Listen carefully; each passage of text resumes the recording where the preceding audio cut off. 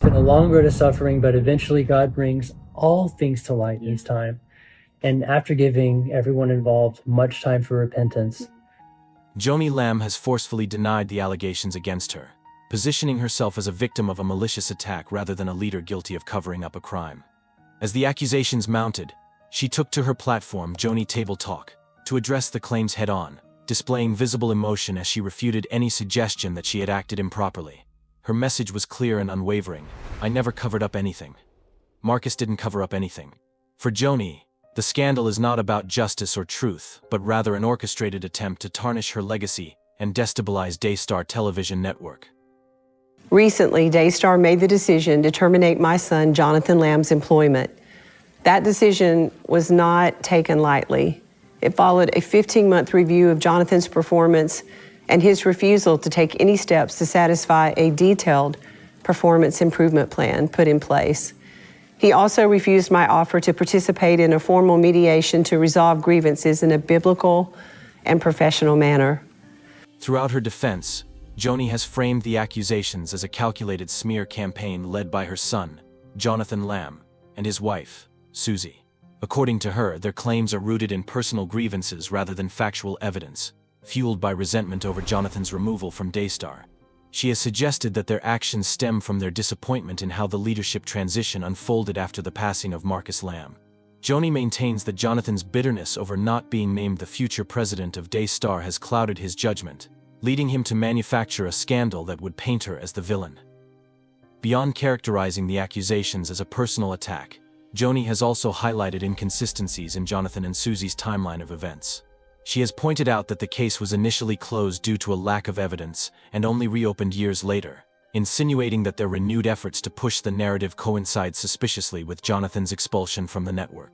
From her perspective, this timing suggests opportunism rather than a genuine pursuit of justice. By casting doubt on the credibility of their claims, Joni has attempted to reframe the discussion, shifting the focus from whether she mishandled the allegations to whether the accusations themselves are trustworthy. Rather than take any steps to improve his performance at Daystar, it seems clear now that Jonathan was focused on fabricating a smear campaign. You see, Jonathan was extremely disappointed that he was not named the future president of Daystar following the death of his father and my husband, Marcus Lamb, despite the fact that Marcus had given a clear directive to the family and to the board that I would succeed him as president. Jonathan's disappointment in not getting his way only deepened when I married Dr. Doug Weiss, who has been such a blessing to me, the rest of my family, and Daystar. I can tell you that as a mother, as a grandmother, this situation saddens me deeply, and it grieves my heart because I love my family. I love all my children. I love my grandchildren. I love the work we've done together for so many years. And I had hoped that we could have resolved the situation in private. Joni has also emphasized her commitment to her family and faith as proof of her innocence. She has portrayed herself as a devoted mother and grandmother who would never put her own interests above the well-being of her loved ones. Her supporters echo this sentiment, arguing that someone who has dedicated her life to Christian ministry would not act in the manner she has been accused of. In their eyes, Joni is being unfairly targeted by a vengeful family member who is using the most damaging accusations possible to undermine her leadership. Despite her strong denial, the backlash against Joni has been significant.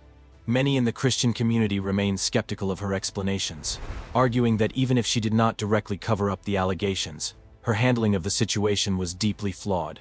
The idea that she discouraged Jonathan and Suzy from pursuing legal action, whether for the sake of the family's privacy or to protect Daystar's reputation, remains a damning accusation that she has struggled to fully refute. Her critics argue that if she had truly prioritized transparency and justice, she would have taken decisive action rather than attempting to resolve the matter privately. But now, Jonathan has given me no choice except to speak out. Everyone knows that we have dedicated our lives to spreading the love of Jesus, and to see it attacked by my son Jonathan and his wife is truly heartbreaking. I want to assure you that all the allegations that are circulating against myself and my late husband are completely false. We have already begun to take legal steps to defend ourselves, and we will address the accusations in a God-honoring way. We stand firm in our faith, knowing that God is with us and His purpose for Daystar is far greater than any present challenge we may be facing.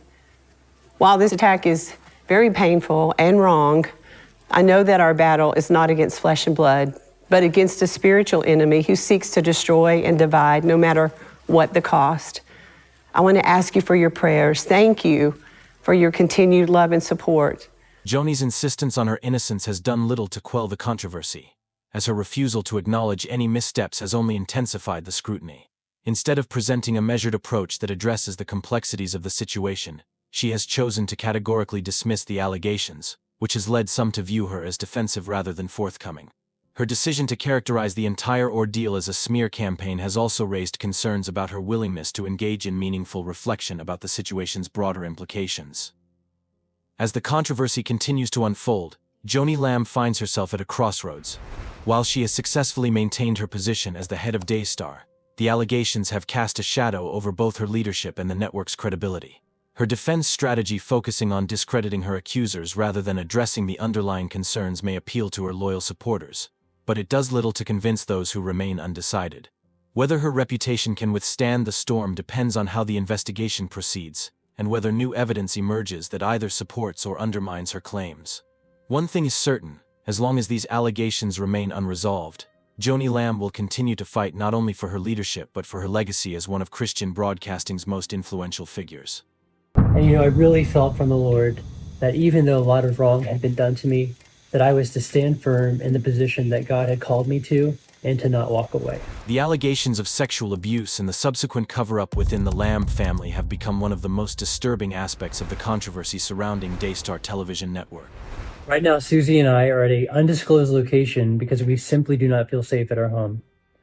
Now, please know that not only has Julie Roys been given all of the evidence and is writing a story that will be out soon, multiple national reporters have been given all of the evidence as of this afternoon. What began as a private family matter has now become a public crisis, with accusations of betrayal, secrecy, and a failure to protect the most vulnerable. At the center of these claims is Joni Lamb, who has been accused by her son, Jonathan Lamb, and his wife, Suzy, of prioritizing the family's reputation over justice for their young daughter. They should be reporting some stories that will be out in the news very shortly. We never dreamed this would be our lives. We begged God for months and months that He would take it any other route, but we have to obey in the end. And if He says, you know what, you're the ones who have to speak, it's the harder road. It would have been easy to just walk away. But if He says, I'm calling you to do this, we have to do this. And it's been a challenge, but He has led us every step of the way, and He has given us so much peace.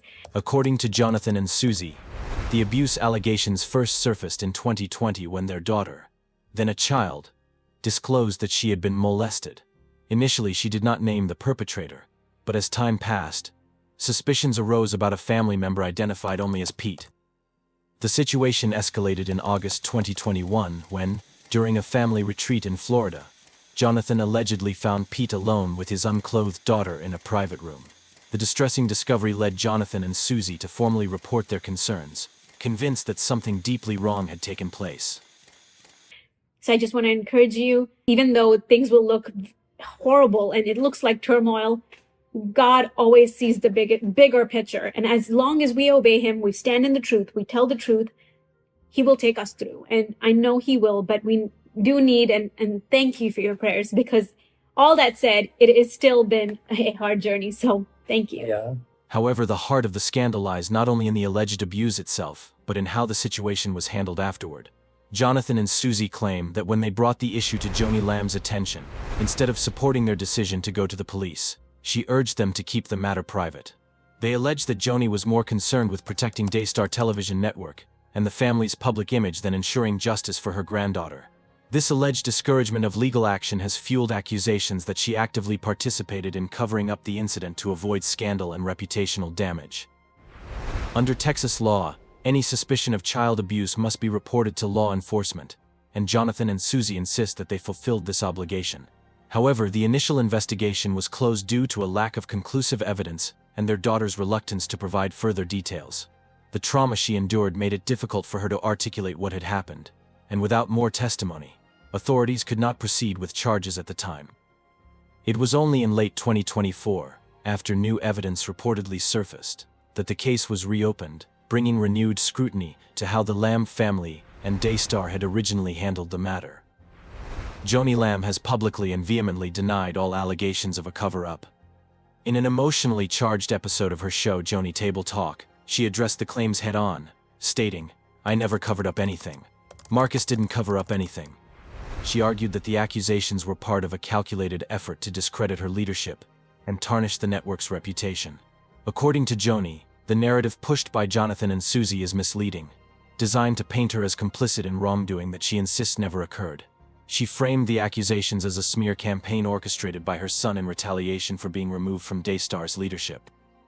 It's really been a long road of suffering, and it has not been easy, but we have stayed faithful and true to what God has called us to do. Look at all the evidence, because a lot is coming out. God has taught us a lot in these last few years, and we've had to do some very difficult things, but there's a reason God told us to have this evidence. So I really encourage you to not just go by emotions or what you hear, but to look at the evidence. The controversy has sparked widespread public debate, with many questioning how a Christian broadcasting leader could face such serious allegations. Supporters of Joni argue that Jonathan and Suzy's claims lack evidence and are motivated by a personal vendetta following Jonathan's removal from the network. Others, however, believe that the family's handling of the allegations raises troubling questions about the prioritization of institutional reputation over the well-being of a child. The case has highlighted broader concerns about how religious organizations manage internal crises, especially when they involve serious accusations of misconduct. As the legal investigation continues, the scandal threatens to further erode trust in Daystar and its leadership. The network, which was built on values of faith, integrity, and moral guidance, now finds itself at the center of a case that challenges those very principles. For the Lamb family, the situation has created an irreparable divide, with Jonathan and Suzy standing firm in their pursuit of accountability, while Joni fights to defend her name and protect the legacy of Daystar.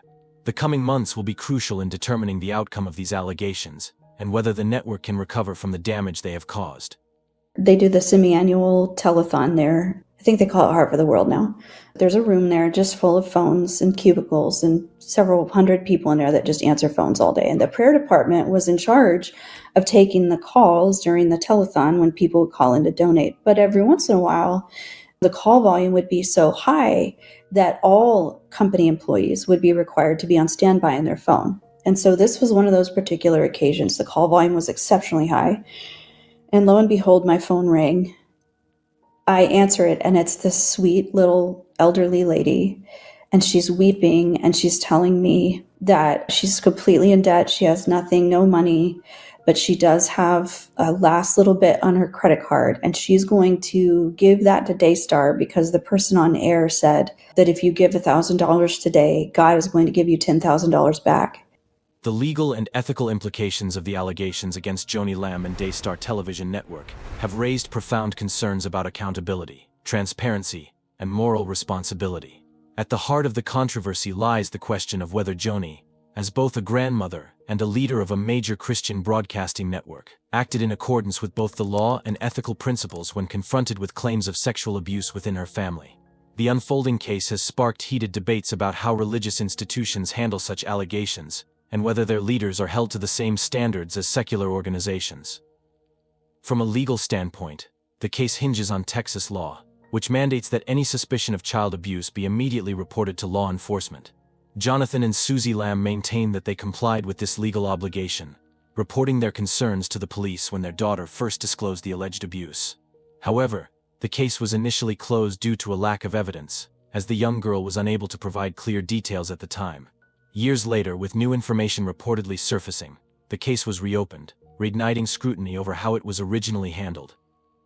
Joni Lamb's alleged role in discouraging Jonathan and Suzy from pursuing legal action presents serious ethical questions. If true, such actions would not only be legally questionable but also deeply troubling from a moral standpoint. In cases of abuse, the priority should always be the protection of the victim. Yet the allegations suggest that preserving the family's reputation and, by extension, Daystar's may have been given precedence. This raises broader concerns about whether religious institutions, particularly those run as family enterprises, are equipped to handle accusations of misconduct in a fair and transparent manner. Religious organizations often emphasize internal resolution of disputes, guided by biblical principles rather than secular legal frameworks. While this approach may work for certain conflicts, it is wholly inadequate when dealing with serious allegations such as child abuse. The expectation that matters should be handled privately within the family or ministry can create an environment where victims feel unheard and perpetrators go unpunished. If Daystar indeed attempted to manage the situation internally rather than supporting a full legal investigation, it would represent a failure of leadership and a breach of ethical duty. Yeah, and all we ever knew in our lives, all we had ever done is obey and submit. We had never questioned. Yeah. And So even though I had big, strong doubts, I was angry. I'm not going to just lie and say that, I moved on. No, it was a big struggle. But the way that we were trained, God is our witness, Jonathan and I, you are going to be the future leaders. You have to take the lower road. You have to bring family unity. You have to do what it takes to be the bigger person. Go golf with him. You go have coffee, apologize to her. Do whatever it takes to be friendly and loving. That is the character of Christ. And we did it with all our hearts. We didn't perform. We weren't fake about it. We truly did it with all our hearts. yeah, I mean, it was very difficult, obviously, to move forward after that. Still, I had legitimate concerns, but at the end of the day, I trusted that my dad had actually gone through the process of clearing Pete with this examiner. Yeah. And we moved forward. We still had a very strained relationship. Oh, we had boundaries with our house. I went to Daystar one afternoon to grab something from the cafe. There was something in the green room, and I had my child with me, and I knew she was scared at this point, so we didn't take her there anymore. We had a nanny at home with her. But this one time, I wanted to pick up something really quick. Another critical ethical consideration is the impact of this controversy on the credibility of Daystar as a faith-based network. As an organization that promotes Christian values, its handling of these allegations is under intense scrutiny from its viewers and ministry partners. Supporters of Joni argue that she is being unfairly targeted and that Jonathan's claims are motivated by personal grievances. However, critics question whether a ministry leader should remain in power when faced with accusations that suggest a fundamental failure to uphold moral and ethical standards. The case also raises broader concerns about how allegations of abuse are treated within faith communities.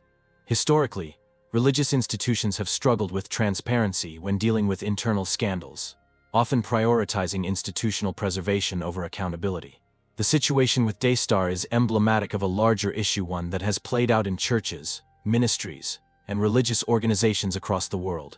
It underscores the urgent need for religious institutions to adopt clear policies on handling abuse allegations, ensuring that they do not become complicit in covering up wrongdoing. As the investigation continues, legal experts and advocacy groups are watching closely to see how the authorities handle the case, and whether Daystar will take meaningful steps toward greater accountability. Regardless of the outcome, the controversy serves as a stark reminder that no institution, religious or otherwise, is above the law. True moral leadership requires more than just preaching values. It demands a commitment to justice, transparency, and the protection of the vulnerable. The coming months will determine whether Daystar and its leadership rise to this challenge, or continue to face growing skepticism from those who once placed their faith in them. I go in there, it's in the afternoon, I didn't think anyone would be in the green room. And I take her with me, and it's horrible. I go to grab that box of food, and in walks Pete and, his spouse. And my child was so full of terror, her body went completely limp, and she fell under the table hard. I grabbed her little body, I picked her up, and I ran into the car. And I remember telling other family members about it, the ones I trusted. And it was traumatic. I was like, I'm not bringing my child here. We didn't for a while. But these things were happening. So then we go into this strained part of this relationship. This was the first time in our lives that Jonathan and I weren't having a warm, close relationship with his parents. Before that, we were so tight. And this was very, very hard. I mean, we cried a lot, and it was really painful. We get a text saying, hey, your dad's really sick. Can you come help? And of course, I was like, of course, I'll come spend the night. I'll stay on the couch. He was not in the hospital at this point. So I go stay on the couch, taking care of him, helping him walk to the restroom, do whatever. Because we love our parents, and everything goes out the window at that point. Our child is safe, away from the person we suspect, but we will serve our parents. The media coverage surrounding the allegations against Joni Lamb and Daystar Television Network has been relentless, transforming what began as a private family matter into a full-blown public spectacle. News outlets, investigative journalists, and social media commentators have seized upon the controversy, dissecting every development and fueling an intense debate over faith, power, and accountability. As the scandal unfolded, it became clear that this was no longer just a dispute within a prominent Christian family. It was a moment of reckoning for the entire religious broadcasting industry. Initially, the story was primarily covered by Christian media circles, where opinions were sharply divided. Some publications were hesitant to criticize Joni Lamb, given her long-standing influence in the faith community. Others, however, saw the allegations as too serious to ignore, framing the case as a test of Daystar's commitment to integrity and justice. As the accusations gained traction, mainstream media outlets picked up the story, broadening the audience and adding another layer of scrutiny. Major news networks, investigative reports, and online platforms began highlighting the case, questioning whether Daystar had mishandled the situation and whether its leadership could withstand the growing pressure.